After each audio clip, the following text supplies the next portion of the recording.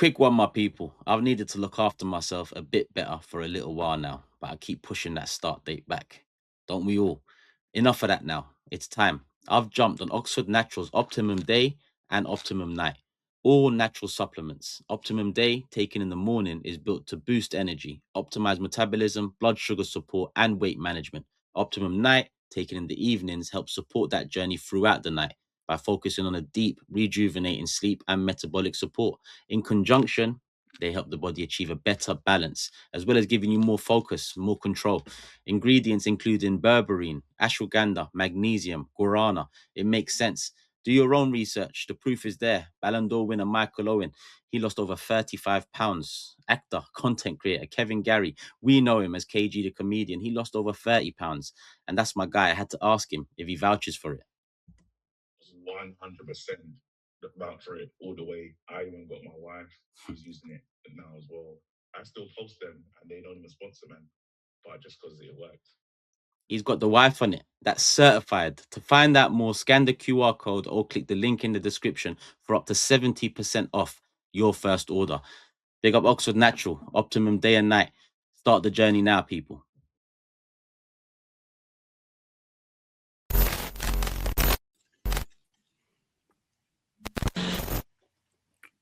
How's it going, people? Welcome back to the channel. Welcome back to the Loose Cannons. Like, hype, subscribe. It's a good night, people. I say it's a good night because we're recording straight after the game. It's out in the morning. I know, good morning to the people out here, UK, Europe based, but I know there's hella people in Asia, Africa, America, all continents, Australia, all of that, throwing love. So, yeah, I don't know what time it is over there, but if you get time for a sec, I mean, if you're an Arsenal fan, it's get a bit giddy time, and this is me saying it. But before we get into all of that, big up Jordan as always here. Coolest Disabled, that's his channel. Go show it some love in the description below. We've got a big substitution in place. Sharoy's in the building. Sharoy's replacing James. What are you saying, Sharoy? Welcome home. Come on, good man. On. This is that Gunnoverse substitution. Zubimendi out, Marino in, bro. We always keep it ticking along.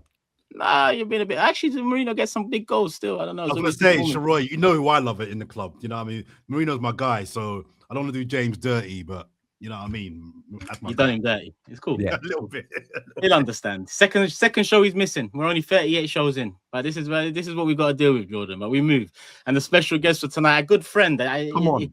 For me to say special guest, it's a good friend in the building. Stricto's in the building. What are you telling me, Stricto? Yes. It don't get no bigger than Strict, you won't find another Stricto this big, bro. So that's how I am. I'm happy to be on the show. I've been waiting my moment still, and I've got it now. Thanks for having me, bro. Come on, my bro. Strict. That's his channel, people. He's doing a lot of content. He's doing a lot of good content. So obviously, as always, go show him some Loose Cannons love as well. Go subscribe and make sure you look out for the content notification bell on. But Strict, I thought you were going to bless us with the old school burgundy and the beige overcut. I thought you was going to do the... But it's all right, man. You don't respect the pod enough, man. I hear it. No. Do you know what? Yeah, it's I think the pod needs its own... You know what I'm saying? That's the other thing. You know what I'm saying? I think the pod needs its own... to get... He's trying, Jordan, man. He's trying. He's trying. All right, but it should be a good one, though. I can't even lie to you. It should be a good one. We're all well used to each other. Sometimes our special guests are someone brand new to all of us, as well as the community. This time round, this is all good friends in the building. James is on a flight. Where is James going? I forgot. South Africa, my bro. That's right. Cape Town. He's going Cape Town. Yeah, hey, we got the South African audience here. Hey, message James, people. He's going to be in Cape Town. It's a wedding, right? I think it is. Yeah, look after him out there, man. Yeah. He might not have the time to bless the community, but show him some love, people, if you're out in South Africa. But yeah, let's get into him. Before we get into, I mean, we are getting into it. I just seen the press conferences from after and I'm not one to usually talk about press conferences, but when I saw the title for Hertzler's one, I thought, nah, I gotta watch this. The tears, and I'm starting to like it more and more. And Sharoy, I know you mentioned it just before we hit record, and I said let's save it for the show. So over to you first and foremost, because it's not like you to mention press conferences either. Turkish, how old are you going to be in a couple of weeks, bro? 38. All right, I'm going to be 36 in about a week less than you. Yeah. Hertzler's around our age, man. He ain't that much older than us, right? the way this guy is operating and the way this guy is speaking in the build up to the game and after the game, you would think that he had Mourinho levels of trophies. The way that he speaks about the standard of football that you ought to expect, for me was something I haven't seen in terms of the tirade that was launched on Arsenal, right? And I'm just trying to itemize everything that I heard from this guy before the game. Before the game, he was talking about how long we take on corners. During the match, I don't know if you saw this, but there's an interaction. Jordan, was that your phone, brother? Sorry, that's yellow card.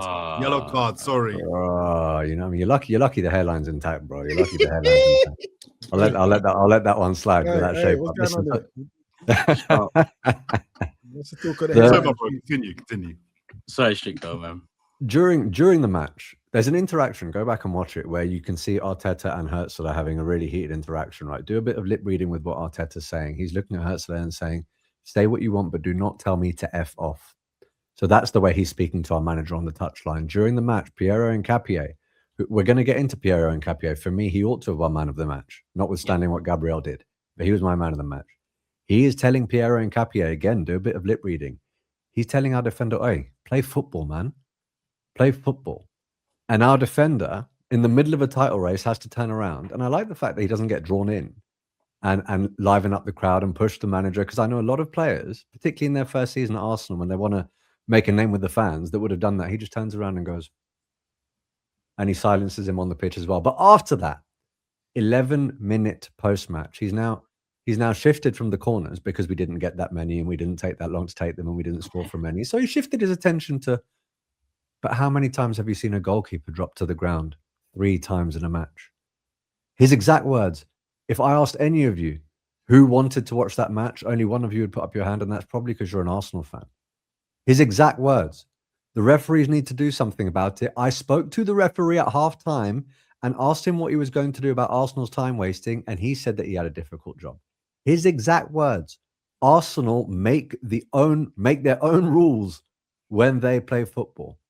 And he then has the nerve in that press conference to say, but we've been speaking about Arsenal too much. I'd rather not complain, and I'd rather focus upon the positives from my performance. I've never, ever seen a press conference quite like it from a man who I believe has lost his last 3 matches against Mikel Arteta.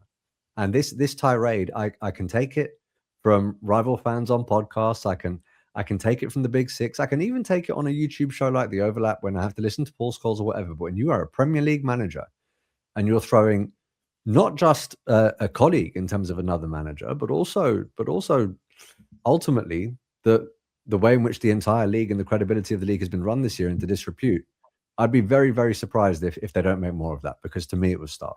But anyway, I'm just glad I got that off my chest at the outset because it pissed me off.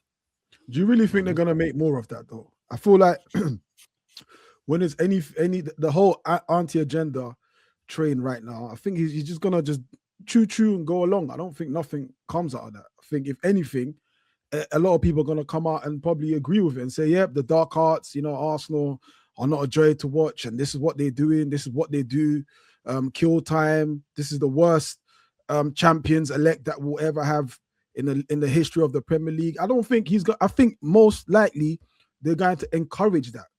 That's what I think. I don't think it's going to be he's going to get reprimanded or anyone's going to criticize him, because like you said, not only is he young, he's also an active Premier League manager. He's around Arteta's age. He's not far off from Arteta. He should be looking up to Arteta and saying, do you know what?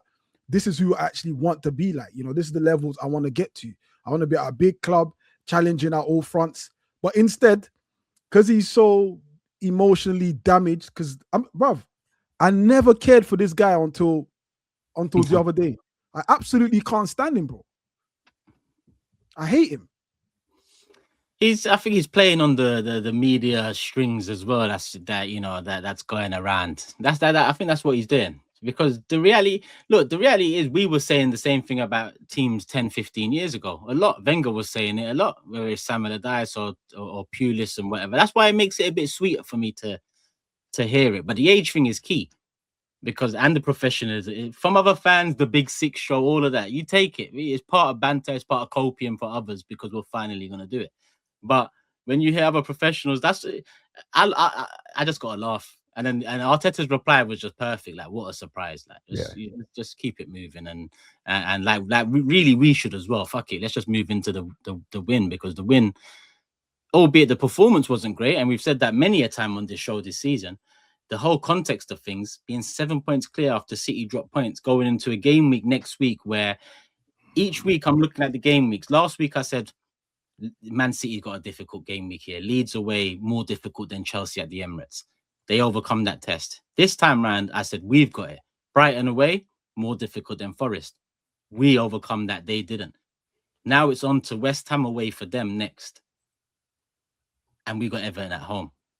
So as much as, yes, we're going to sit here and now we've got a nice 10-day break, Mansfield in between before the Premier League. 8 games to go now. 8 games to go. We're winning this league.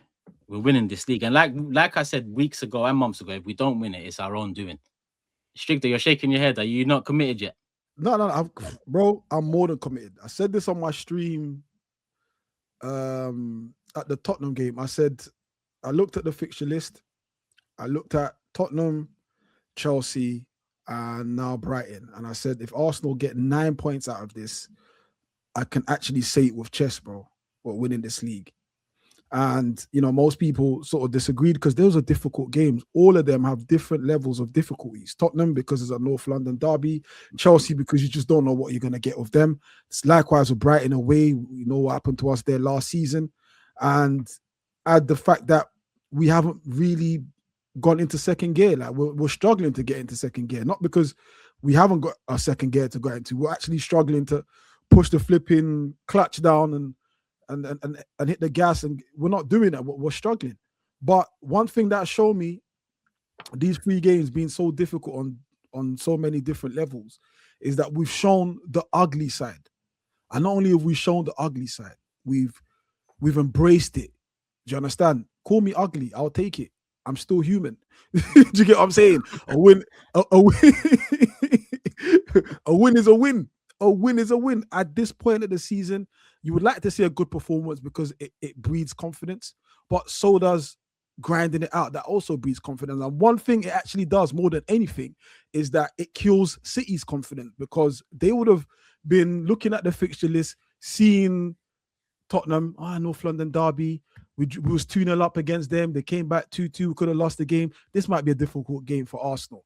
We blitzed through that. The Chelsea game, all right, they was also winning against Chelsea.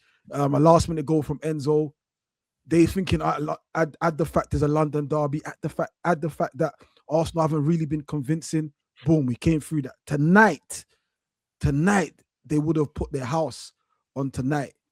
Again, they played Brighton. They drew with Brighton, didn't they, at home? I think was it 0-0 or was it 1-0 or whatever it was? But they would have looked at all these games and seen how difficult it was for them, and then seen how we would have been faring these last couple of weeks and thought, yep, this is it. We've got full maximum points. And the fact they've dropped points is now cancelled out the Wolves game. It's cancelled out that Wolves, our rubbish that we've done on Molyneux. It's cancelled that out now. So now we are where we want to be with less games to go. I agree with that.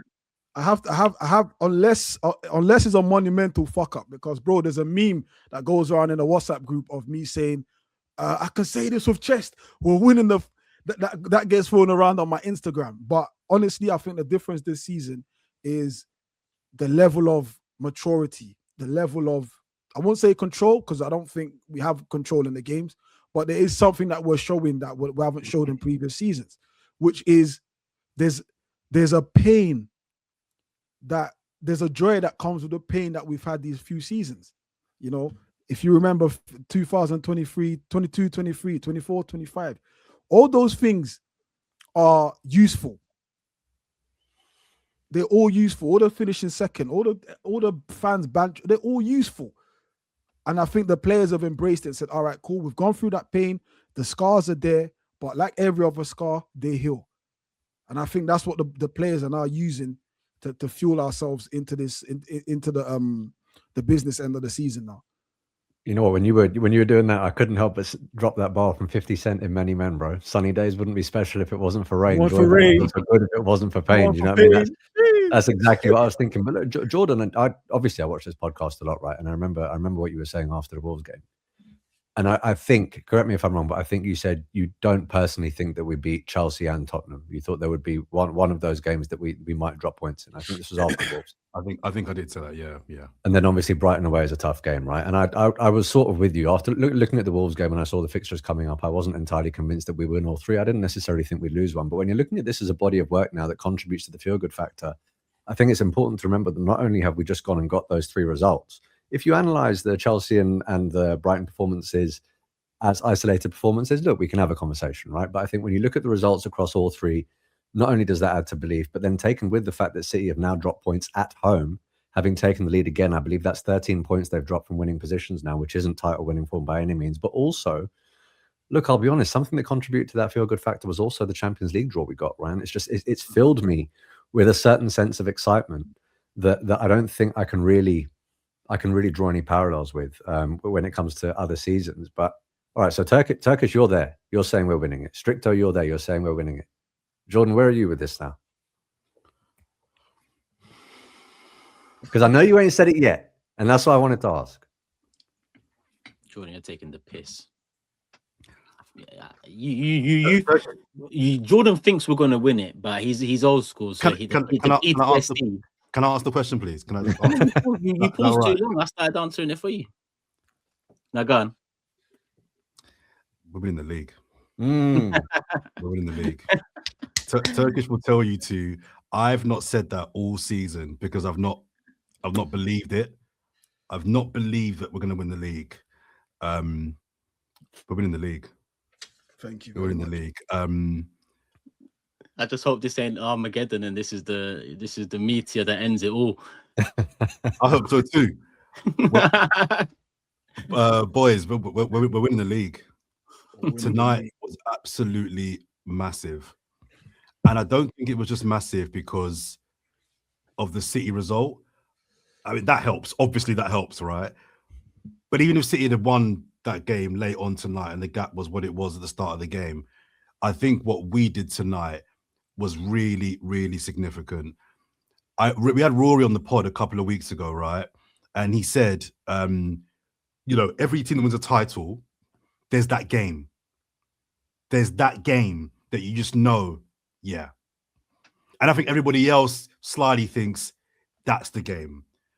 I think tonight's the game where when we win the title in May, we're going to look back and say that was the game where we won the title.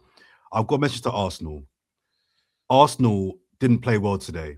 In fact, it was quite a poor performance. And everybody knows my views on the importance of performances. I disagree with Stricto, but I think you know this. I do think how you win the league and how you play matters, right? But I've also said that there are some games in the season that you just got to get in and get out. Tonight's one of those games where it was just get in and get out. It's been a difficult week and a bit. Tottenham, Chelsea, Brighton. You got two teams in there that want to beat you more than anybody else. Two of those games are away. And tonight, Arsenal did the thing that they needed to do. They got in, they got out. Arsenal, because I saw the interviews on the pitch with Saka after the game. They would have seen, I don't know if you guys saw the images of the fans in the ground there tonight. I think they believe as well. Their celebrations say to me, I think this is the game, right?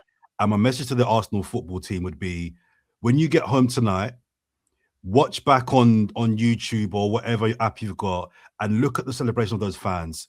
Those fans that went to Brighton tonight deserve this title. Arsenal fans for 20 years, I know it's more than that, but let's just say 2 decades, have not won a league title. And whilst no team is no team is owed a Premier League title, I don't care who you are, we've been through some nonsense, man. We've been through some nonsense. We've supported this team when they tried to do the Super League madness, when they've bottled how many titles, when they've been smashed by Chelsea, Sixes, Cities, Uniteds, Liverpools. We've been beaten at home by some of the worst teams in this country in the last 10, 15 years in particular. This fan base deserve glory this season. And I just loved watching those fans, guys, in that stadium. Like they were hanging back. Maybe they got penned in for a while. But I loved watching them just enjoy it, singing, chanting, happy. Yeah, because I think they know. I think they know. You got to take it in. They were taking it in. You have to, because I think in May they will look back and be like, Amex. I can pretty much pick out the game in most league titles over the last 10, 15, 20 years and tell you the game where City won it, Liverpool won it, United won it. There's always a game. I think tonight was massive. And I'm so happy that the boys held on, because that's a long time to hold on to a 1-0 lead. I don't think Brighton were particularly great, but they put it on us and we held on. They could have easily got a late goal, and it's a different conversation. It's 1-1 and we're gutted, but they held on. The defense once again did their bit. Attack didn't, but defense saw us through. And I'm so happy. And I'm saying here on record, boys, we are winning this league. And if the boys from here on in, blow this will be the third, maybe fourth time they've had a chance to really put foot on neck and break spine. They've had chances before. If they blow it from here on in, I don't know how they recover from this. I really don't. City are not serious. So if you blow it from here on in, that is the bottle job of all bottle jobs. Boys. And I want to just say very quickly, I want to just chat about a particular player, right, that I think is so significant and important. I want to chat quickly about Bukayo Saka, because I thought it was so fitting that he got the winner today, right? He was the captain today. And he's the person that I think he's our franchise. I know Eze is the big signing, and Gyökeres is the striker. Odegaard's the captain. Rice is the guy that everybody loves. But Bukayo Saka is Arsenal. And I speak often about Eze, guys, and how Eze, he feels Arsenal to me. But no one embodies his football club more than Bukayo Saka. Come through as a youth. He was carrying this club for 2 years on his back when he was a youth, when we were rubbish. If anyone deserves this title in this football club more than Bukayo Saka, tell me a name. And I know Martin Odegaard's our captain, boys. Odegaard's our captain. So when we lift the title in May, it'll be him lifting it. But I think it will be the classiest thing for him to do, in the same way that I think Giggs and Ferdinand lifted the Champions League second time round, because they recognised what was going on there. So Lampard and Terry, I think, shared it for their... I think it'll be the real captain thing to do, to let Bukayo Saka lift the trophy with him in May. Because Bukayo Saka's been the guy. When Ramsdale came, we thought he was the guy. He's not here anymore. Saka's still here, right? Gabriel was in the mud in his first couple of seasons, and a lot of us wanted him out. He's come good now, but Saka's always been consistent. When Odegaard was having seasons off, Saka was consistent. Martinelli had seasons off, Saka was consistent. He's not been great this season. He's not. But Bukayo Saka's worst, boys, is always a 5 out of 10. He's always a 5 out of 10. A bad game for Saka is a 5 this year. He's always a threat. So I'm so happy that he got that winner. 300 games for Arsenal today. I'm so proud of him. He's my Arsenal captain, really. He's my guy. So I really hope that Odegaard lifts the title in May and does it jointly with him, because he's the guy that's been there from the start. Before Arteta. The start. So I'm so happy for Bukayo Saka. Big up Saka. Big up this team, but don't drop the soap. City we've almost broken them. Well, they're on the brink. City are on the brink. They're almost broken. 2 away games against Chelsea and West Ham. Are they getting 6 points there? 2 home games for us, Bournemouth and Everton. That should be 6 points. So by the time we go to City, maybe you can afford to lose that game and still be nice. Win the next 2 games. Let's get this done. Can I just take that one step further? Yeah, one step further. You know how you were saying that what this game today did in terms of belief, and you can identify the game, right? And I think you said, Jordan, the fact that City dropped points helped, but you would have said this either way. And there's a part of me that's not sure whether I would have said that either way or not, because the way that I'm feeling now, I'm able to completely compartmentalize a lot of problems that I had with the performance, right? And I think I would have been slightly more concerned about those things that I saw had City not dropped points. But the one thing I will say is, the same way those Arsenal fans celebrated, if you look at that City reaction after the Murillo goal line clearance and the way they reacted and the way those players fell to the floor, don't forget, this is coming after Bernardo Silva, in my opinion, slightly naively articulated that, look, in my head, I thought it was done if we hadn't beaten Liverpool and the gap went to 9, right? I personally don't think he should have articulated that level of vulnerability. I think that flies in the face of "we are the Sharks that never give up" argument, because at that point there was still, I think, at least 13 games to go. That, taken with the way those players reacted today, I think you're right. I think we have all but broken them. And I think what that does in terms of the pressure that we were playing with and the vigor that they were playing with, I personally think it does alleviate a bit of that pressure. And I think Arsenal can play with an ever so slight weight off their shoulders now that the gap has been increased to a 2-game swing. And I'm hoping that each and every game from here on in is not quite as emotive as the last few have been since, I'd say, maybe the Liverpool game. And I think the pressure then shifts back to Manchester City, and I think that increases the chances of more drop points along the line. City have to win 9. Sorry, Roy. City have to win 9. They have to win 9, right? Including beating us. They have to win 9 now, City, to win this title. Do you know what I mean? If they win 9 games, they win the league. They're not winning 9 games. They're just not. They're just not. We've almost broken them. We've just got to just focus on ourselves now. The next 2 games are massive. I'll be honest. Go on. They've been broken. The only reason we're sitting here talking about them is because of one thing I disagreed with Stricto there. I don't overlook the Molyneux stuff, because we should be winning the league at the Etihad. But because of all those drop points, we're not. Yeah. And it's a bit more of a tough task to go through. And this is bigger than it should have been today, because this should have been 3 weeks ago against Forest, against Liverpool, against United, against Brentford, against Wolves. You know, so for me, like, yeah, sorry, but I know Sharoy also kind of, when Stricto said the Molyneux thing, I know you shook your head at that moment. That's why I remembered it. Do you know what it is? Do you know what it is? Is, of course, we should have been clear. We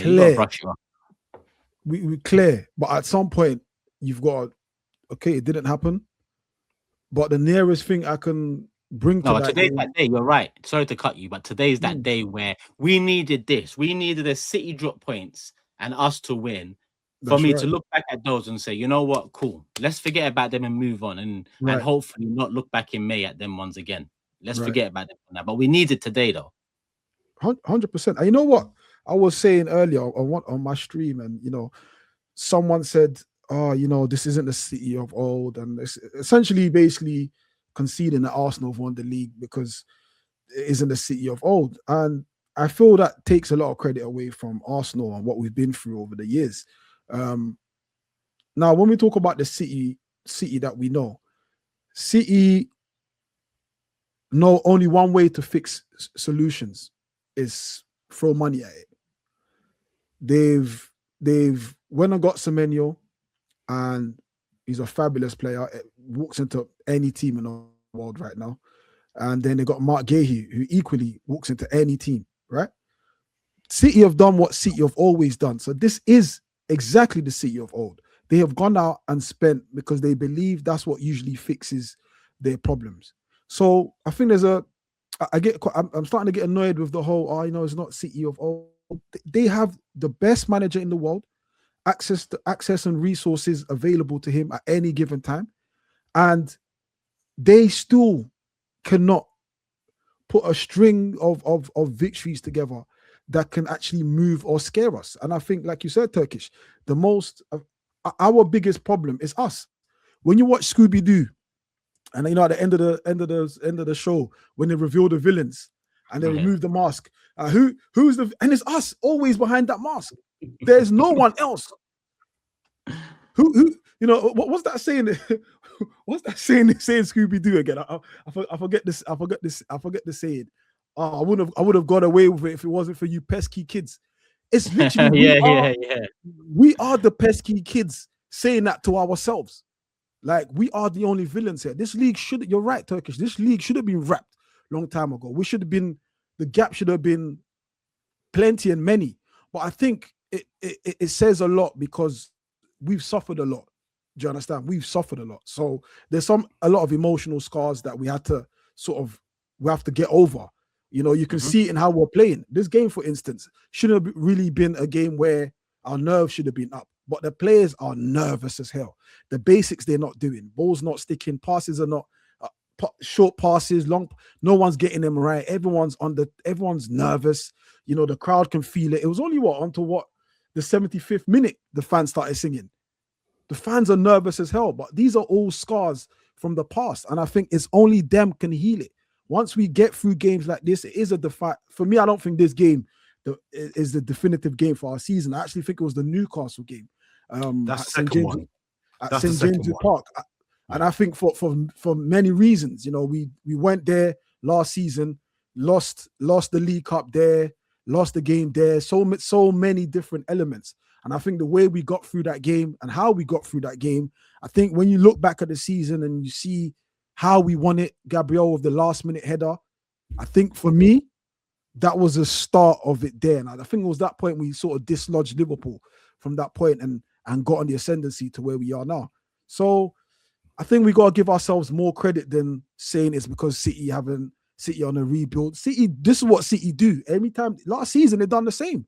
Last season they spent money in January. This is what they do. They fix it with money. But the pressure that we're putting on them now, they're not reciprocating it back. But Stricto, that's gonna make it even sweeter. They Yeah. dropped another how many more mils in January, and it still wasn't enough. And they cut the gap. That's important because them cutting the gap allowed for all of the ops to put their sky blue panties back on and start bringing cheeks out. The sharks came back out again. Good, because the narrative for this season will be we finished those sharks. Because Christmas time there was no sharks. Christmas time there was no talk of this, you know, resurgence. So I'm in a twisted way. Right now, I'm kind of happy that they got drawn back into it due to our deficiencies. Do you get what I'm saying? Because because then that's the story. The sharks were circling, but they ain't sharks no more. 100%. Look at all of Anthony Joshua's knockouts, right? What's the one that everyone remembers? It's not the one in the first round, the second round, the third round. It's the Klitschko fight, right? Yeah. Because he was up against the person that would have been described as the shark. He got put on his ass. There was a bit where he was teetering, but he gets back up and he wins it. So obviously, this is the one that resonates if we get it over the line.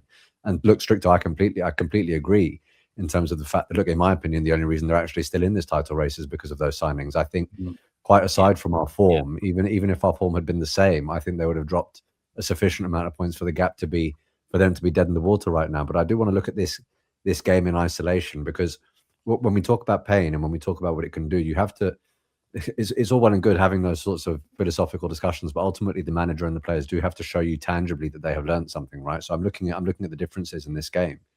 If you had told me in years gone by that we would have gone through a first half with Saliba dropping out just before the game, with how old is Mosquera? 21, with a 21-year-old occupying centre back last minute, and with us creating, I think, a 0.1 XG chance in the first half, and we go on to win it and see it out, I probably would have said, in the circumstances, no, I don't think we do. But not only did Arteta have the presence of mind to be able, in fact, let me go a bit further. Not only did we have the depth to have Mosquera, a player that we do trust, but even though it wasn't necessarily working and Arteta could see the physicality of the game was a problem and we weren't winning our duels, we then have the defensive adaptability and the personnel to be able to move in Capier, who then continues the great presence that he had in the first half when he starts occupying centre back. But we have someone like Calafiori who can come on and immediately shift the dynamic on that flank. We have someone like Havertz who can come on when, I mean, again, how often when our flagship striker isn't performing, can we do anything about it? Today, our flagship striker wasn't performing, but we could do something about it. And even though Kai Havertz didn't score, and I know he had a good chance to, he definitely also made a difference when he came on, right? When you see the physicality of Calafiori and Havertz come on, that Stricto is when I think, you know how you were talking about how the game suddenly changes? For me, it wasn't the Havertz and Trossard subs. It was actually Havertz taken with Calafiori when he comes on a bit later, where we sort of grow into the game. We advance with territory. We have a bit more attacking threat, and we manage the game. I actually felt, bizarrely, a lot more calm in the last 15 minutes than I did for the preceding 75. Because of the game management. And that also showed me that we had learned, because there have been games like the Wolves game, for example, where I didn't feel that sense of calmness, and I was vindicated in not feeling that way. But today I did.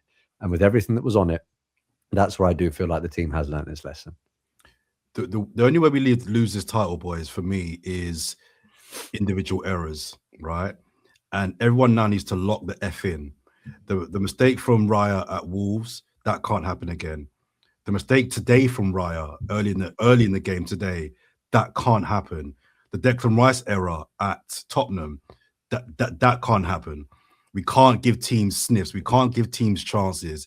Every single player has to do their job to a whole nother level now, because it's close. I think we are in one hand on the title territory.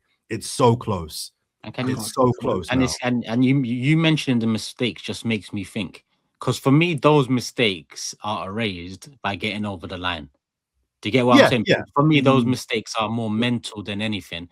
And there's an obvious need to upgrade this attack in some way, shape, or form, whether it's tactically or personnel-wise or whatever. So we are leading the race by 7 points. Champions League looking nice at this moment to the semis. I don't buy in this whole final thing. Barcelona potentially semis. That's that's what it should be minimum. Carabao, all of this, and there's obvious areas to improve, mistakes and attack. That's what's scary, but that's also why this season's so important, because the evidence of those mental mistakes of the past is still there now. Another season of it, it could. That's why I think it's so pivotal that we win it this season for the players, for Mikel as a manager, for us as fans. You know, everything. It needs to happen now. That's why it's like it's a relief as well that we've got this gap again.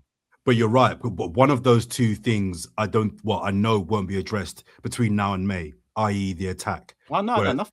Whereas the errors that we can lock in for 9 games now and just minimize those individual errors and get this job done. Eight games. Second? 8 games. 8 games. Sorry, 8 games. I mean, sorry, just to cut you. The reason I kind of disagree there is I always said before this game, they've got 9 left, 8 left, 10 left, 9 left, whatever it is with a game in hand. I think we're both dropping points in at least 2-3 more games. Both of us, at least 2-3 more. And today, Ryan, a mistake nearly cost us a goal, which could have been 1-1, which we might be sitting here. 5 points is still 5 points. That's the positive. So I expect there to still be, because there has been when there's moments to wrap this up. But I look at City, and that's where my confidence really kind of starts rising as well. I don't know if that's just me. I watched the video that Sharoy and James did about, I think it was last week, and you guys were going through the remaining fixtures and you were predicting who's going to win what, blah, blah, blah. And James made a really valid point, I thought, in that if this goes the way now that I think it's going to go, 3 games to go, City might drop points in those games anyway because they know the league's gone. If we do what we're supposed to do, and if I'm correct in assuming that City drop points against Chelsea and West Ham, their next 2 games, before they even play us, because we can beat them. If they drop points to Chelsea and West Ham, never mind both, we can go there and beat them, because they'll just be like, you know what, it's done. And then their heads will go, they'll pivot towards the League Cup final and the Champions League. So I think points will get dropped from both teams, but I think if we do our job in the next 2 games, Turkish, the points will be dropped, because I think we'll all know, Arsenal will know, City will know, with 3-4 games left, it's kind of done. But here's the other thing as well. I still want one of our players to step up. We've got this far as a team, right? We're top of the league because our team has been built. Our team works really, really well. I still feel Eze could have a role to play in his last 8-9 games, whatever it is. But I want Saka to now be the guy that after tonight, you know what? I'm getting you over the line. I need an individual attacker. Forget systems now. Forget all that. I need Saka to be like, I'm going to get you over the line now. With 2 or 3 performances where he wins it. We haven't got any match winners in the way that City have. I think we need a match winner now to just in those crucial tight games against Everton, against Newcastle, against whoever. That one guy that just, there you go. 6 points. The gap's now 10 points. Do you know what I mean? So I really want one of our attackers, and ideally Saka, to be the one now. You're the guy. Go on. I agree with you, yeah. There needs to be someone who's a match. You know, so if you imagine a bunch of matches in a box and you light one up, the rest of them all boom. Do you understand? There needs to be just one player, because I feel like I watch the games and I feel there's a bit of nerves, there's a bit of tension, you know, basic passes, or even sometimes the risky passes that no one's attempting it. There needs to be one player that's going to say, do you know what? Give me the ball. Yeah. And when that person takes the ball and just does what they're doing, I think, like I said, with the matches, the whole thing just sparks up. You know what? Tricto and Turkish, don't ask me again who's going to be doing for my star man for predictions. For every 8 games left now, it's Saka. Just saying it. Every 8 games, Saka. Saka's going to be the guy for the next 8 games. No, he's gassed me with the matches talk. The next 8 games, Saka is going to light up this. He's going to do it. 300 bags a week. Our captain, he's my captain, is Saka. It's going to be Saka. Let me jump in there. There's part of me that thinks I'm playing devil's advocate, but maybe I'm not. Maybe I do actually just sort of believe this. We're looking at a team that's in all 4 competitions, right? And a team that ultimately sits 7 top of the league. This will be airing on the 5th of March.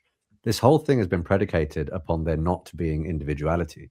This whole thing has been predicated upon Jurriën Timber having a role to play going forward, Gabriel having a role to play going forward, Calafiori having a role to play going forward, even Nketiah to have a role to play going forward, Rice having a role to play with set pieces, Zubimendi chipping in with goals, Martinelli coming off the bench and scoring goals, Saka doing his thing, Noni Madueke rotating with him, is it Gyökeres, is it Havertz, Jesus coming in and doing his thing in Europe. The whole thing has been predicated upon we're assembling a squad, we're assembling a win now squad.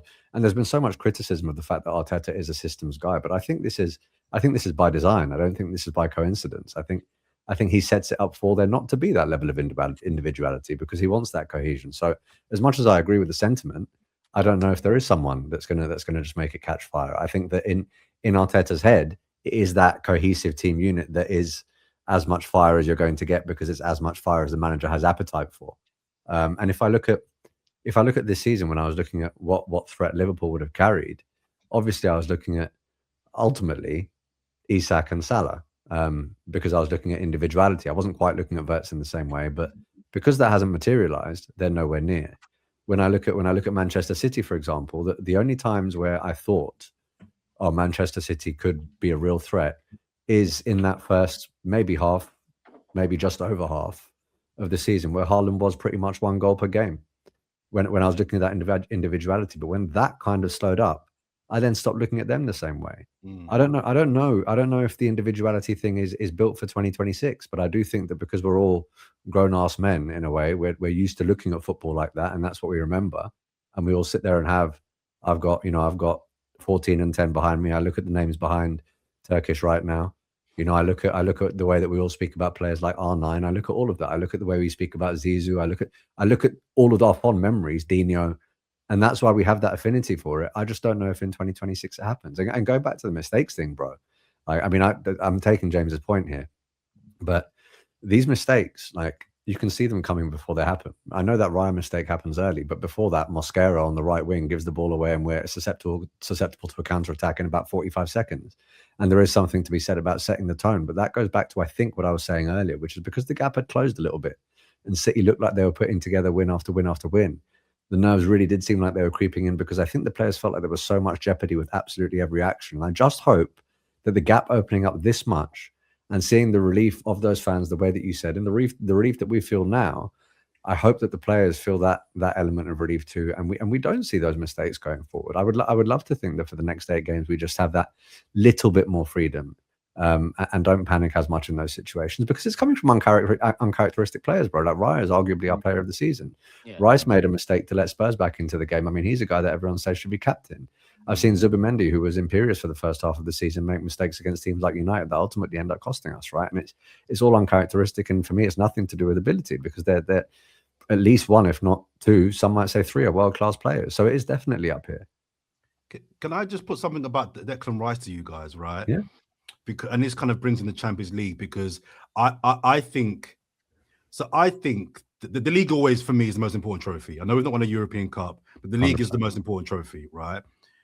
And if we were to blow the title from here, but win the Champions League, I'm celebrating I think it's in Hungary. I think it's in Budapest this year. Yeah, I'm celebrating, right? But for me, in a really weird way, and I don't know how to word this kind of correctly, but I don't think that'll be a successful season because I think that the league is just a bigger trophy. But because the cup, you'd be mourning the league. I just think that the Champions League is a tournament. There's a lot of luck involved in that. I'd take it; it'd be great. But the league, I think, is a better sign of how good you really are. And to be with 8 games to go, this far clear and below it, I'm not sure the Champions League would completely fill that void. Now, the link to Declan Rice is this. I saw some content by some content creators being made this week where one of the people on the post was suggesting that Declan Rice should be rested for the Mansfield game, even tonight's game, and the first leg of the Champions League, right? Because he's looking a little bit leggy, right? And the thinking, I think, was that he was saying was, we're going to need Rice in that last clutch of games, back in the Champions League, and he's looking a little bit tired, right? He's looking tired. And I actually agree. I don't know about last night. I would have played him against Brighton, but I would have put to you guys, would you, obviously he won't play on the weekend, that's definite, right? But would you even rest him for the first leg against who is it? Leverkusen. Leverkusen. We're away. If you're even considering resting him in the knockout stages of the Champions League, which to me is a bizarre assertion. I can't fathom resting Declan Rice in that game. But if you are, then go wrap it up. Then go wrap it up away from home. First of all, do you think he's looking tired? He's not the only one, bro. I think Timber's looking tired. I think there are a lot of players that we got backup for Timber. Norgard? Are you thinking Norgard in midfield?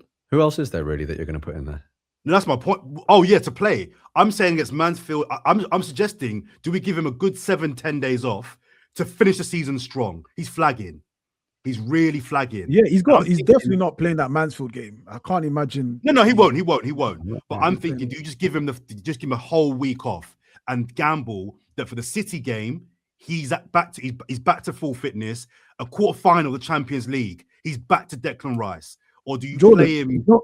You know, the only why I disagree with that is that with that, when you put it like that, it's sort of almost saying you're picking and choosing which games are important. I think we need at this stage of the season, I think every game is important. I think some are less challenging than others, the Mansfield game being one. But I think Leverkusen both legs are important, because then let's imagine not winning at their ground, for instance. Let's say maybe it's a 1-0 loss. Yeah, God forbid. Yeah. Don't even want to put it out there. And now what that does now is mean we have the pressure all over again at home, and then it sort of can creep over into our league games, because now the players are having to mentally and emotionally assert themselves when they don't have to. I think you have to just play your strongest side in every game that you can. I mean, I'm putting the Mansfield game away because I feel our second team should be able to deal with that. But every game outside of that, Rice has to start. And I think it's time when Arteta has to start protecting Rice. So, for instance, what game was we winning? The Spurs game, for instance. Rice should have come off earlier than that. I agree, but that's gone. I'm looking at the next. But I need him to learn. I need him to learn from that going forward. No, if for Arsenal sure. Winning 2-0, let's for instance 2-0, 3-0, bring in a Norgard. I know there isn't quite a balance of physical or athletic balance between Norgard and Zubimendi. I know Rice covers a lot of ground. You know, he's what's that lizard that flicks the tongue? Is that a frog that flicks the tongue and gets the insect? That's what he's like with his challenging. Like he's well timed. He rarely gets a yellow card because his tackles are always well timed. He always retrieves the ball. But I think I wouldn't really say, rest him for the remainder of the game, because I feel every game this point on, bar Mansfield, we're going to need him. But it's just a case of how Arteta manages him. Turkish will know that I'm never one to look too far ahead, right? I'm always, next game's the most important one. I never normally do this. But I think we're in a very unique situation, and we've got 2 games against City coming up. I need Rice fit for those 2 games. And right now, he's not playing at his best because he's tired. Not because he's not. He's tired.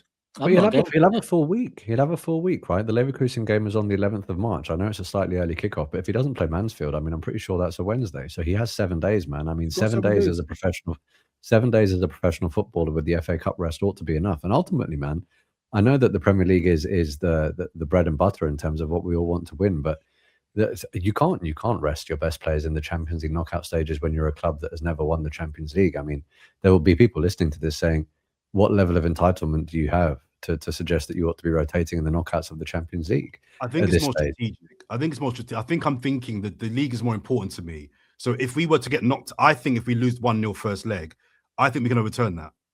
How are we gonna get beaten 3-0 by Leverkusen in that first leg? Is it not less physically taxing for you to wrap up the first leg and then rotate second leg at home? I think that's part of the benefit of having the second leg at home, isn't it? That's why we wanted to finish top, so that you can wrap it up and then have less pressure. Because don't forget, the games like tonight, bro. Like, I know it's a win that we're all lauding, but that because it's so unnecessarily close, that takes a hell of a lot out of players. And there have been so many of those games this season where ultimately we should have had it wrapped up at 75 and been able to take these players off, but we haven't been able to. So they all have to stay on until 95. So I agree with you that the rest is warranted, but I think this Mansfield game has come at the perfect time for that, because it gives you the full week. And bro, I'll be honest, like, my heart needs a bit of a rest too. Yeah, the levels of BPM that I've been hitting over the last 7 to 10 days ain't right. Yeah, I'm looking forward to just sitting there with my feet up watching Mansfield Saturday afternoon. But I'm hoping that for a professional footballer, man, 7 days is more than I hope so. I hope so. I think a week off and then 60 minutes against Leverkusen is smart, because I agree with Jordan that the league is the most important thing. I don't agree that Champions League is not a successful season, though. I think that was wild, because Champions League is a very successful. Not for me. If you lose the league and just win that, that's not a good season. Jordan will not. I know what you're trying to say, but you're saying it wrong, because you can't say winning the Champions League is not a good season. He wouldn't have said that at the beginning of the season. He's saying that from this point on. He would not have said that at the beginning of the season. He's saying from the position that we're now in. Yeah, no, I get that, and it's still wrong. But the league minimum, for me, is not a good season.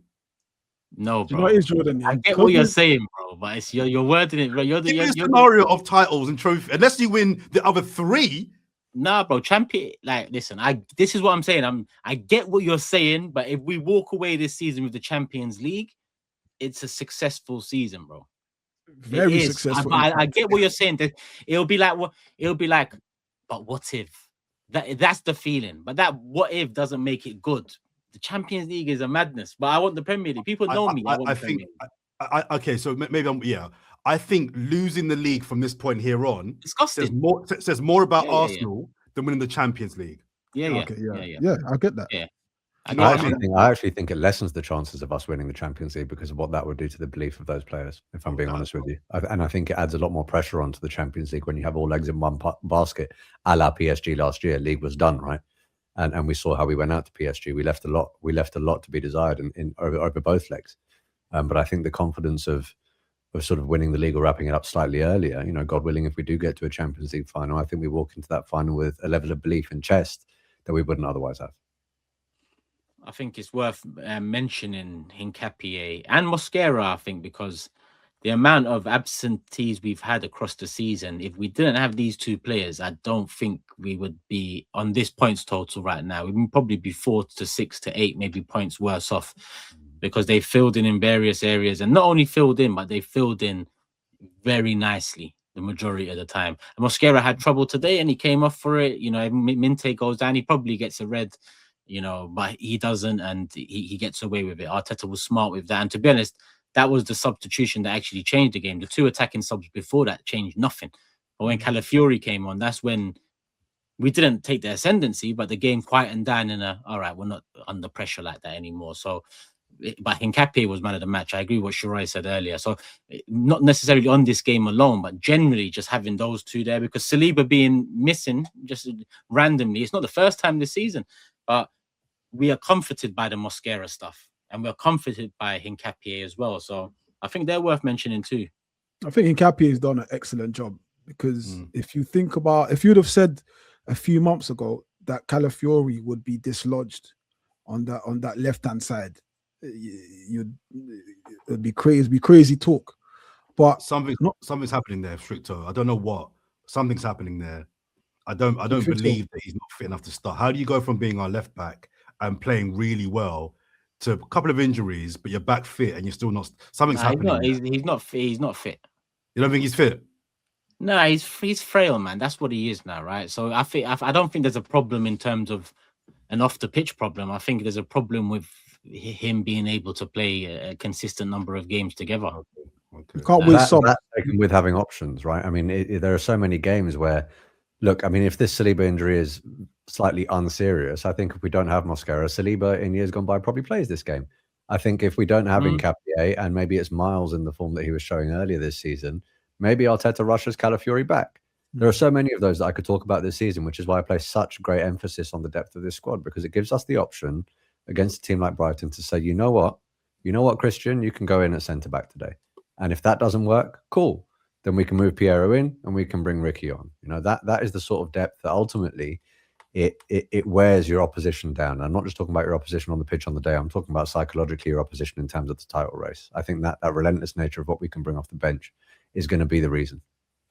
I've asked you, Turkish, last week, but Stricto and Sharoy, who's leading the race for Player of the Year at the moment for you guys?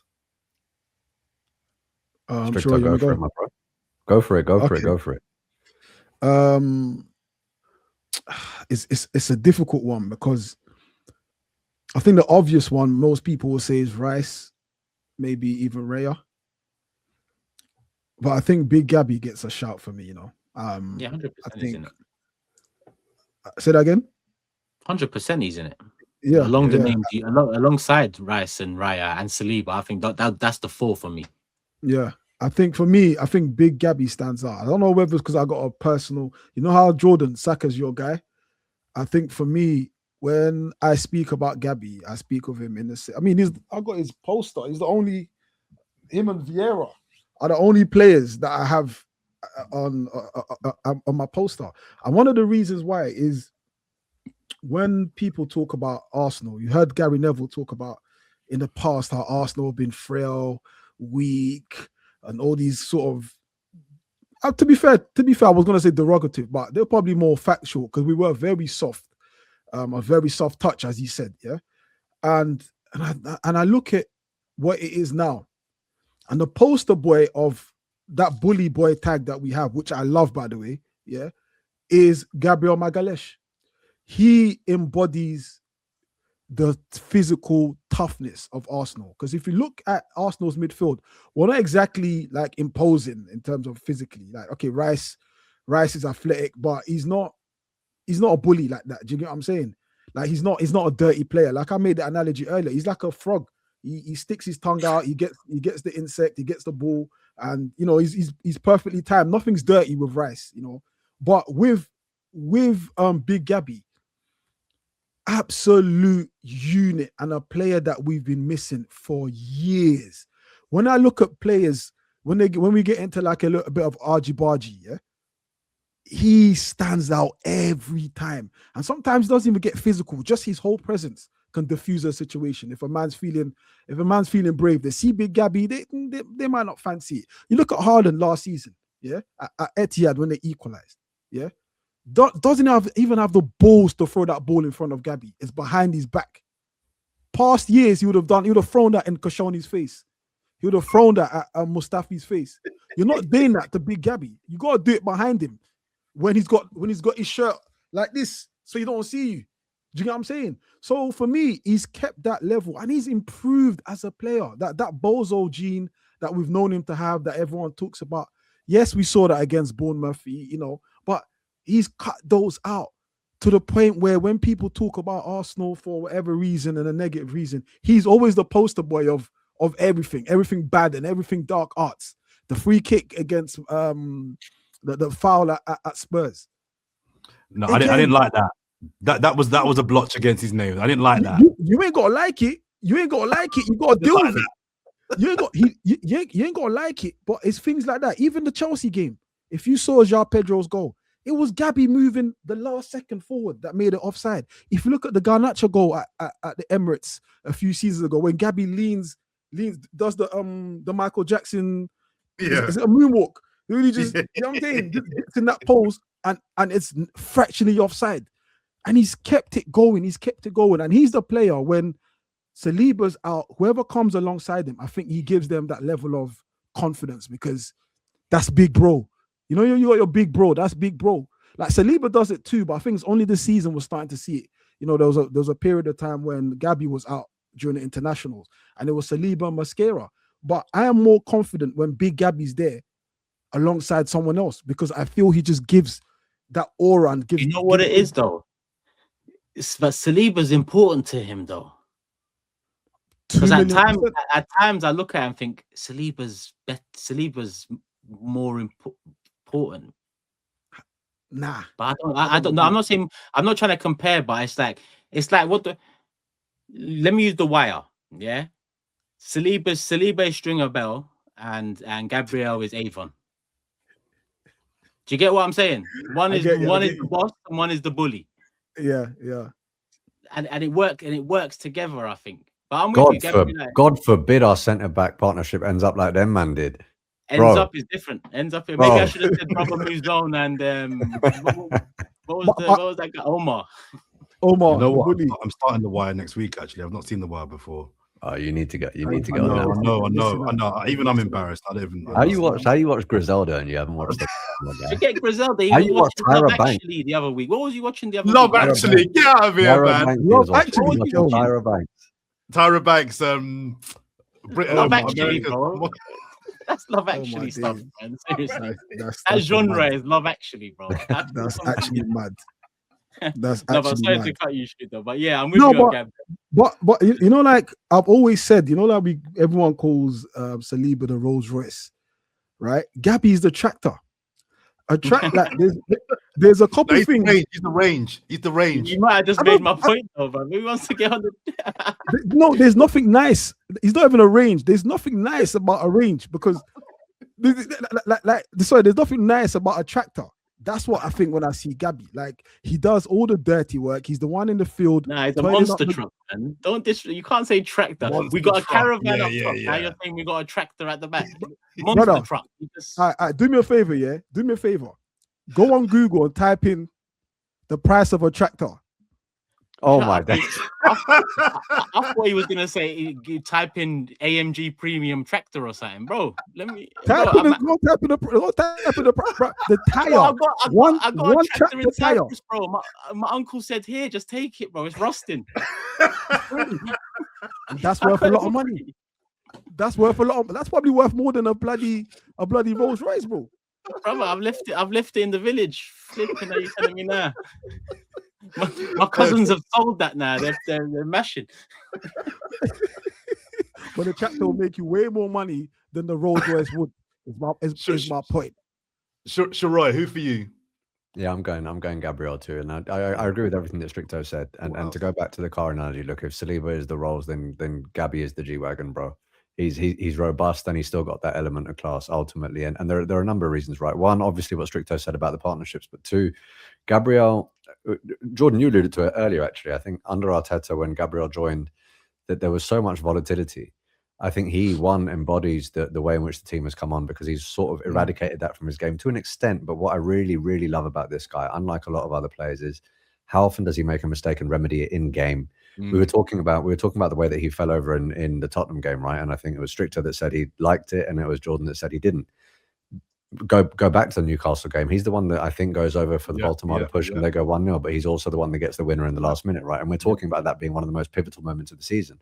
And two, the only other person that was actually in contention for me really was well, yeah. I mean, I was going to go. I was thinking, you know, you could look at someone like Timber, you could look at someone like Saliba, you could look at someone like David Raya, but it has to be the back line because none of this happens without the black line. The way that we speak about the attack, I don't think it's unjust. I think the attack has really been a letdown in terms of this season. So we have to be giving it to a defender in terms of who the most important player is this year, because that is the reason we're going to get over the line. It's not going to be the attack; it's going to be the defense. And it goes without saying, bro. Like when you're talking about centre backs that carry offensive threat, look at some of the greatest teams we've seen, man, in this league. You know, you can obviously look at some of our centre backs, historic centre backs, right? But when you're talking about goal threat, John Terry was a master at that. And look at what his trophy cabinet looks like. You can look at players like Vidic. I mean, throughout the years, there have been so many centre backs that just have that presence, and they contribute at both ends of the pitch. And that's why, for me, it is Big Gabby. And the last point I want to make about that is listen to the way that his teammates speak about him. Whenever anyone is talking about who sets the tone in terms of keeping your heads, whenever anyone sets the tone in terms of that competitive edge, in terms of, you know, when you're about to go into a scrap, you've always got, even if you've got 6 man, bro, out of those 6 man, you know, there's always one that helps you walk into that scrap with some chest in it. There's always one. And Gabby's that guy. He's on it. He's always on it. And I think, going back to my thing about Saka, I think Gabriel gets us. I think he gets Arsenal. Do you know what I mean? You know what you said about Saka? Same, pretty much exactly the same applies for Gabriel. Even though Saka was a season earlier, his appearances that season was bit part. I think half a season. Yeah. Gabriel was here from, was it Emery 2020? No, Arteta. Yes. Arteta's first season, sorry. Arteta's first sign. Yeah. Summer signing, yeah. So he's been here from the whole team. Ben White centre back preparing to then Saliba coming in, eradicating those mistakes that Sherrod. You know what? I'm sold. Gabriel. Fuck it. I think it's a clean house. It's Gabriel for me as well. I think Timber's above Saliba. I do think Timber's above Saliba. Big up, strict toe. You're gonna fall in love. You're gonna fall in love. More in love. I think Timber's above Saliba for me. But yeah, I think it is one of the black line for Arsenal for sure. 100%. I mean, if you go back to the Spurs game at the Emirates, right, and that I think it was at the time when we were talking about breaking Chelsea's 15-goal record, right?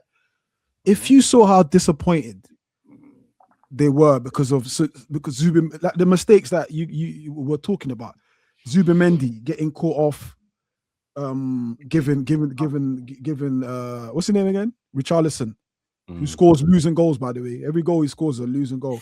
And then you've got Zubimendi again. You've got Zubimendi again doing it against Man United. Like the defense have done their job, but sometimes our midfield is not helping. And they set the tone for this nerve. Like you watch today's game, for instance, right? Like Zubimendi getting caught, that again starts bringing out the nerves, and like, because you're in a position where you can control and dictate the tempo of the game. But when you're not doing that, then the defense have to take the workload of the pressure. And the guy who leads that defense is Gabi Magalhaes, bro. He is the tone setter. Like Sharoy said, when you're going into battle, bro, there is always that one guy that you feel like, I know if the other five don't have my back, I know this brother is here with me and I'm here with him. And it's Big Gabi. There's no denying it. I think Declan Rice, for what he's achieved maybe last season and sort of like he's kept ticking, but I think it's undeniably Big Gabi, bro. Undeniably. Like his head doesn't go. His head does not go. So Sharoy, go on. What are you gonna say? No, don't apologize. I'm cutting you off, bro. I should be saying sorry. But one thing I will say is that there is enough of the season to go at this crucial juncture for someone to seize it and change my mind. By the way, yeah, there is definitely. Or you mean anyone? It could certainly be Declan Rice. But look, if suddenly we're looking at, okay, I'm going to use this as a hypothetical example. Yeah, if we're looking at Saka now, if Saka over the next 8 games scores 5, and we then look at him maybe contributing towards the winner in the Carabao Cup final, and he's the guy that takes us, scores the winning penalty in the Champions League final. Suddenly I start looking at him. Right, there are so many pivotal moments. The only one. Yeah, more likely than not. I don't think that any of the other front line could turn it around to that extent. Are you going to jump in with Gyökeres now, T? Is that what you're going to do? Well, 6 in the next 8. We might be. No, I'm joking. Are we doing? No. I'm not wanting to bring up negative. Gyökeres can't get player of the season in the next 8 games. I'm telling you that he can't. But I don't think Saka can either. I don't think no attacker can at this stage because of what Gabriel's done, Rice has done, Raya's done, and Saliba's done. Because them 4 are the main reason why we are here saying with 8 games left, maybe one of the attackers can step up. So I still feel it would be injustice to give that attacker that stepped up potentially the mantle of player of the season when the only platform they had to step up is the platform built by the players we've just mentioned, not by him or the ones around him in attack. So I still think it's going to land on, regardless of what happens. I think Saka can score 8 in the next 8, and it's still Gabriel, Rice, Saliba or Raya. Do you think Saliba's ahead of Timber? I think Saliba's reached that stage now where it's a bit. The way he's looked is kind of disrespectful. Like he's so good at his job, no one talks about him no more. I agree. That's the level he's on now. Do you get it? He's so good at, and even Shikdo calling Gabriel the leader. I wanted to jump in and say, nah, but I get it. Gabriel is a leader, but Saliba is also a leader in a very. It's like the Sol Campbell, Tony Adams thing. Tony Adams is more Gabriel. He's got the roughness and he's got the leadership. Sol Campbell's more like Saliba, more of a classy centre back, bit of roughness to him too. But he's more, yeah. Do you get what I'm saying? Whereas, yeah. So I think, But for me, I think Saliba's a leader in a different way. Yeah. I think with Gabriel, I think it's more. If you're talking about the two, I prefer Gabriel because that's what I grew up on. I grew up on that rugged, manly type. Like he's when I talk about a captain, yeah. When I think about my captain, I don't think Odegaard. I don't even think Saka. When I think of a captain, I think of, again, big bro, the one that you're always looking at if you're in trouble. Like, come help me out. And he just fits that, like, just physically, just the look. How tall is man? 6 foot, 6'5", 6 something. 20. How old is it? 27, 28. So he's been around. He's in his peak right now. You know, so I think we're benefiting of what he's learned over these years now. And listen, I've got no issues with Saliba whatsoever, but I think I just gravitate more to Gabby because he just embodies what I think Arsenal is, especially as a defender. Very quickly on those two. Sorry, I know I've been talking a lot, but I also think that both of them are sort of victims of each other's success in many ways, because I think that Saliba is actually a lot stronger and a lot more physical than he gets credit for because of the way that Gabriel operates. And I also think that Gabriel is a lot more intelligent and has a lot more technical ability than people give him credit for, but no one really talks about that because of the way that Saliba operates. I think if we only had one of them, we would be attributing all of those traits to one player. But because we have two and they have slightly differing strengths, I think we do the other a disservice sometimes when we talk about them. I don't think Saliba's, I don't actually think about it. I don't think Saliba's a leader. I don't see him as a leader. He's a top player, but I was thinking about it just then. I'm thinking actually I don't see Saliba as a leader. There's nothing about Saliba that screams leader for me. He's on the ball. on the ball, I'd probably say he shows one of the most. It's hard to put it into words, but you know what I'm saying. On the ball, when he is on the ball, playing it from receiving it from keeper or Gabriel or Timber, playing it into midfield, he is one of our most mature players already, which I bring to leadership as well. He's so cool, calm, and like, as much as we talk about Gabriel, if we said one of these defenders has a moment in this game, we're also going to say Gabriel. I think that's a form of leadership because by example, cool, calm, collected, does his job. What you said earlier, get in, get out. Saliba is a get in, get out defender. He's not going to take the plaudits of, like an animal defender because we grew up on that. And I love that too. But I just think that in a time when Arsenal fell off big time in 15 years at the Emirates and football changed massively, Saliba is a defender that's our first modern day centre back that's working. Do you get what I'm saying? So it's the light at the end of the tunnel. I agree with that, but I still don't see him as a leader. An unpopular opinion, I think Saliba's ability on the ball is a bit overrated. Rare. I don't think he's as good on the ball as we make him out to. I think he's good on the ball. Let's be clear what the word overrated means. I think he's good on the ball. I don't think he's to the levels that we talk about him on the ball. I think the game today showed how good he was on the ball and how much we missed him. I think the way that we play out from the back, the way that we draw players on, in terms of playing out from the back and then sort of beat the press, his ability to pass short but also go long and get the wingers involved in one hit, I think that is really integral to the way that we build up. But yeah, I mean, it's a good conversation though. We've already he's very similar to maybe it's going to be wild, but in terms of ball playing, to Thomas Vermaelen in a way. He was good on the ball. He was really good on the ball.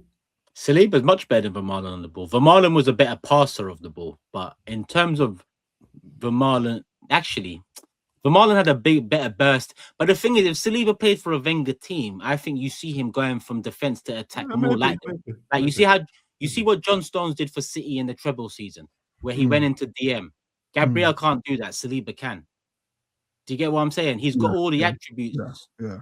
100%. I think because he was a striker, wasn't he? When he said when he was young, he's got that sort of like that forward ability in his mind, and how to move forward with the ball. He carries the ball into midfield sometimes. But then what annoys me is when he does go into midfield, then he goes backwards with the ball. He goes back, yeah. So that for me is that you're not on the ball. If you're comfortable on the ball, you drive into midfield and you break a line, or you pass. Anyone can drive with the ball. I think most pro defenders can drive with the ball. It goes to the football we're playing because before we talk about Saliba there, we talk about Zubamendi there. And Zubamendi's passing between the lines has been affected by the football. If you compare, if you compare Sociedad Spain's Zubamendi to us, that's just the way, you know, we hit it to the wings. And you're right, it does often turn back. It's frustrating. Rice does it, Zubi does it. To be honest, they all do it centrally because we're just trying to find the wingers. But I guess that goes back to the conversation of why the attackers aren't being mentioned in a player of the season conversation that we've talked about for 20 minutes, and probably Injustice and Raya and Timber, and that's a couple more of the defensive lot. But we'll talk about that more as the season unfolds a bit more as well. Still big games to come. Mansfield, though, I mean, we all agree on rotation. Max Diamond's back into the squad, so I assume he'll play. Havertz will probably get a decent chunk of minutes there as well. On Havertz, actually, what Jordan said earlier, I think he waxed lyrical a bit too much on Saka today in terms of the performance. And I think no. I wasn't bigging him up for his performance today. I just think the symbolism of his 300th game, him being captain and getting the winner, was more a kind of a bow on the present of his time at Arsenal. But no, today he wasn't great. I think if there's any attacker that's going to stand up and be counted for in these last 8 games, it's Havertz. And it probably would have been Marino if he was fit as well. Because I've given up on the whole Arteta has to change things to suit Gyökeres or to suit Jesus. For him, Marino, even this season, has produced the best numbers up front by game time and goals. So for me, Havertz, get his fitness up against Mansfield, Leverkusen, 2 old club, because I think for Premier League he'll be important. Odegaard was out again. People are insinuating it might be more than an injury, but there's nothing solid in that. So hopefully he can play some minutes on Sunday. Well, I was going to ask you, Turkish, well, all 3 of you, we say wholesale changes. With Marino out, Ranieri on loan, Odegaard out, what does wholesale look like? Norgard. Eze, I think Eze can play again because he barely played. I don't know. This is I mean, Skelly. I think he's going to try Skelly in midfield because he wanted to try him against Wigan, but then the injury happened to Calafiori, I think. So I think Skelly comes in. Of course, Kepa probably. White is still injured. I think he was close to fitness. You know, I think White was close to fitness. So I'm probably looking at it very quickly. I mean, I'm probably looking at Kepa, probably looking at Ben White. I think in the middle, what we're saying in the middle, if we're thinking about playing, I mean, we're definitely looking at Mosquera, but very often when he plays Mosquera, he does want to put one of the two slightly more senior centre backs next to him. I think I'd probably go play Salmon, bruv. You play Salmon with Mosquera? Yeah, man. Start him. And then a left back Calafiori to get some minutes in? Yeah. Yeah, okay. And then we're looking at the midfield. Lewis Skelly, Norgard Eze. Lewis Skelly, Norgard Eze, and then Madueke, Havertz, and Nelly? Yeah. Trossard. Yeah. You got Trossard over Nelly? I'd go Trossard, Nelly. Yeah, Trossard came on today, right? Yeah. So I'd go Trossard.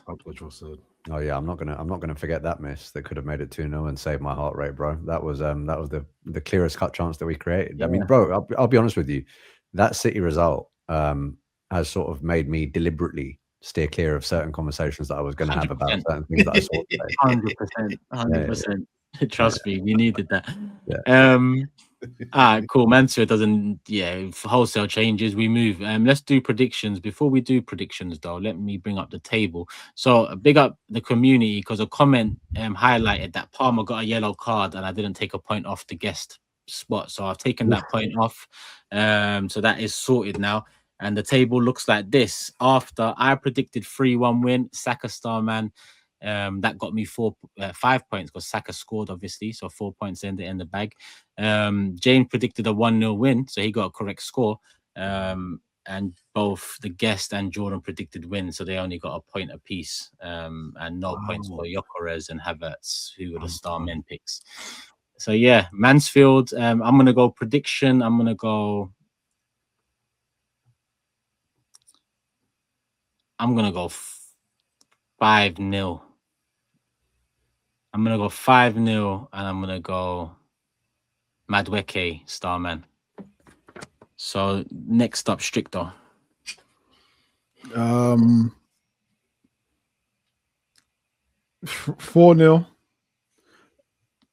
And Havertz. Starman. Cool. Sharoy, you're in place for James. 3-0. I was going to go Havertz Starman, but my boy James needs to catch the guest, innit? And the guest just chose Havertz. So I've got to do this right for my guy. And you went Noni. But they're both trying to catch me. I hear you, but one at a time, innit? One at a time. We're looking at a 4-point gap and a 10-point gap, broski. I'm being realistic here. I'm being realistic here. Don't lose me trying to catch him. That's all I'm saying. I want to go Martinelli, but I know that there is a chance that Trossard starts. This is the problem. What about Eze? That might be a shout. Number 10. Go on. I think Eze is going to have the space and time to affect that game. That's the way that was going. Jordan, you're getting spanked. You killed me there. Jordan, you're getting spanked. 33 points. I'm 6 feet under. I'm done out here. Jordan, did I hear you correctly earlier when you said you're going to be choosing Saka from every prediction Starman from here until the end of the season? Because that would mean that you're choosing Saka today, and we've all league game. Only league, yeah. I'm going to listen to this on the way in just to make sure that I did. He didn't say league game. He didn't. I don't think he did. I think he said from now until the end of the season. I said for the next 8 games. Okay, I'm picking Saka. Calm. Just checking. But in court, it's work now. Right? You're not on busing case. You're not at work now. Yeah. Listen, you withstood cross-examination very well. What do you want me to say, bro? You did well. Hey, some of the words Sharoy uses, yeah. I know it's not a big word, yeah, but the placement of these words, bro, withstood. Jeez, I don't think I've ever said that word in my life. The placement of these words, bro. It's like a Xavi pass, bro. It's an Henry bottom corner finish. Fucking hell, withstood. Go on, Jordan. I'm going 4-1 Arsenal, and Mansfield are going to score against us, yeah. Yeah. To be fair, it's not. They're League One team, bro. Eze Starman? Eze, yeah. Cool. So just to round that up, Jordan's gone 4-1 Eze. Sharoy's gone 3-0 Eze. That applies to James's score. Stricto's gone 4-0 Havertz. I've gone 5-0 Madueke. Let us know yours, comment section below. And on the comment section below, or before the comment section below, show Oxford Natural some love. Vitamins day and night. I've been taking them now for 5 weeks now. And I can't lie to you, it has helped me. My sleep has got better. And that's something that I've needed to try fix for a long time now. I say that whilst podding at 12:30 at night, but trust me, I've been podding at 4:30 in the morning before. So this is improvement, people. Slowly but surely we'll get there. Scan the QR code and make sure you use the code Turkish to show the loose cannon some love. Comments of the day. I know Sharoy usually he's nodding, he's ready. Stricto, you just sit back, relax, and we'll just reel off a few comments and then we'll wrap the show. Hold tight. I've got it on my phone and my phone's charging. I'm coming right back. I'm gonna get it. Give me a second. Let me go first, and I've only got one. I got so for those who remember last week, I mentioned that the linesman in the Chelsea game looked shook, right? When he had to give the disallowed goal right at the end. When they thought Delap scored. So a message here from CXMER. I don't know. Love the Loose Cannons podcast. You're all great. Just listen to the part about the linesman against Chelsea last minute. He's an Arsenal fan, I'm pretty sure, and he's been a Sunday league ref for my team for a good few games and told us he made a mistake before and got punished for it. Just a little context for you. So big up my man. I don't even know your name because you've got bare letters in your handle. But yeah, good to know. He's an Arsenal fan, just as well. Disallowed the goal. Good work, son. Good work. So I've got a couple, and they're on you, Jordan. I hope you don't mind. Tebow said Jordan's the real flirter. He threatens to come up with a sensible take before spoiling it all with an inane waffle.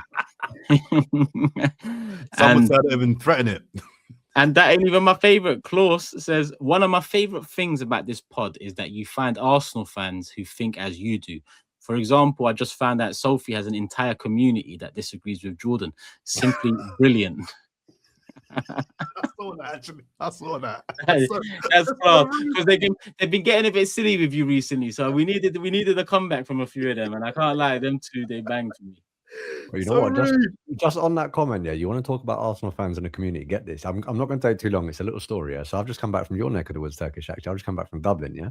Yep. I went out there to the Santan Dave concert, right? And Dave, you know how a lot of artists go, oh, credit to my band, and go through each of them and put them on screen, right? And I'm sitting quite far back. And he goes, yo, shout out to my drummer, Dex. And he puts, do you remember our boy Dexter Hercules?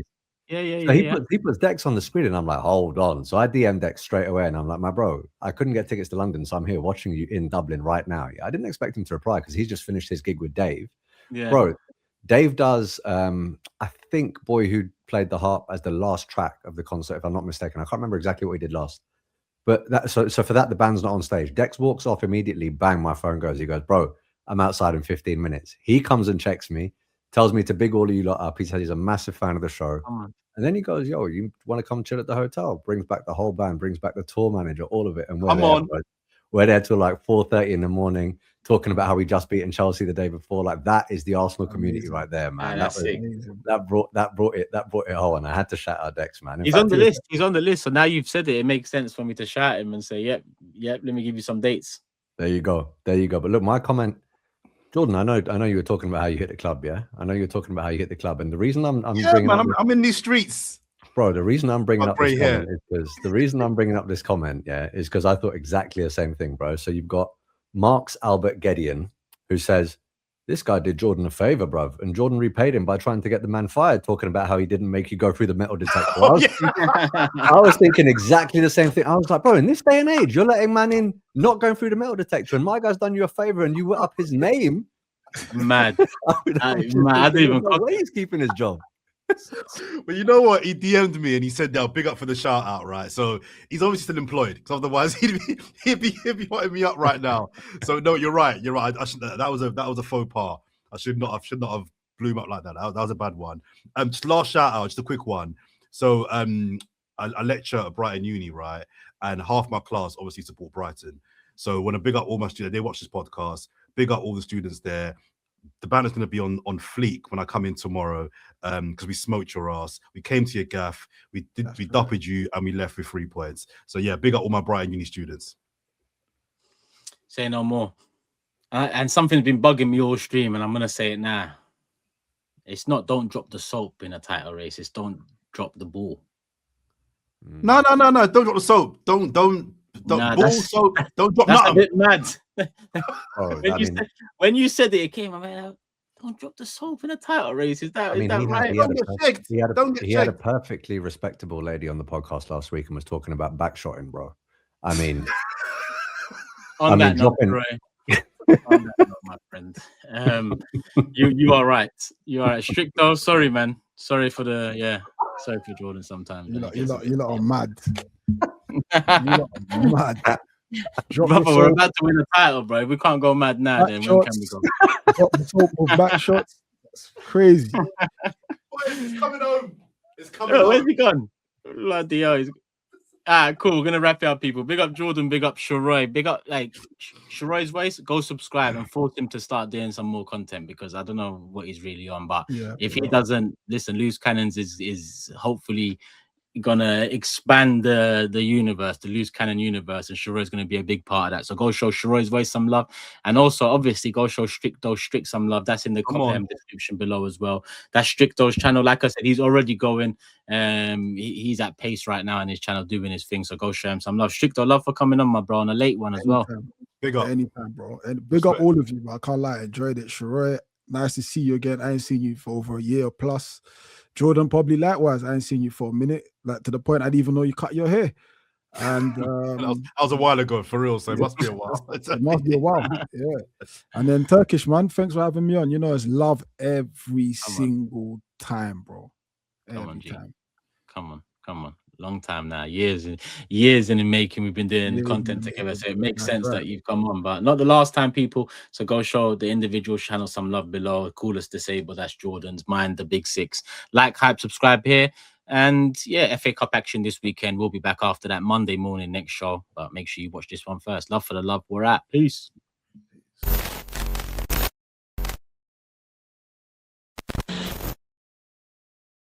quick one, my people. I've needed to look after myself a bit better for a little while now, but I keep pushing that start date back. Don't we all? Enough of that now. It's time. I've jumped on Oxford Naturals Optimum Day and Optimum Night. All natural supplements. Optimum Day, taken in the morning, is built to boost energy, optimize metabolism, blood sugar support, and weight management.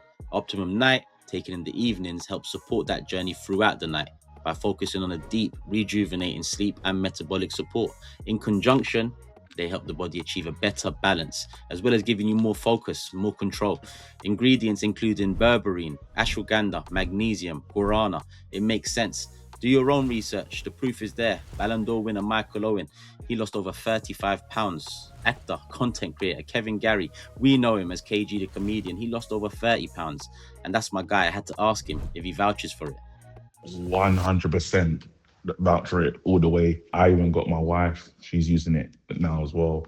I still post them and they don't even sponsor, man, but just because it worked.